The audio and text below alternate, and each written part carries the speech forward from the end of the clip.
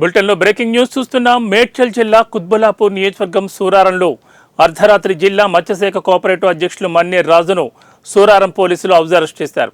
తెలంగాణ రాష్ట్రం వివిధ జిల్లాల నుంచి మత్స్యకారుల సమస్యలు, వారికి జరుగుతున్న అన్యాయంపై చలో ఢిల్లీ కార్యక్రమం ఏర్పాటు చేశారు. ఈ సందర్భంగా ఈ అక్రమ అరెస్టులు ప్రభుత్వం చేపడుతోందని మత్స్యకారులు మండిపడ్డారు. కుత్బుల్లాపూర్లో మన్నేర్ రాజును ఢిల్లీకి వెళ్లకుండా పోలీసులు హౌస్ అరెస్ట్ చేసి సూరారం పోలీస్ స్టేషన్కి తీసుకువెళ్లారు.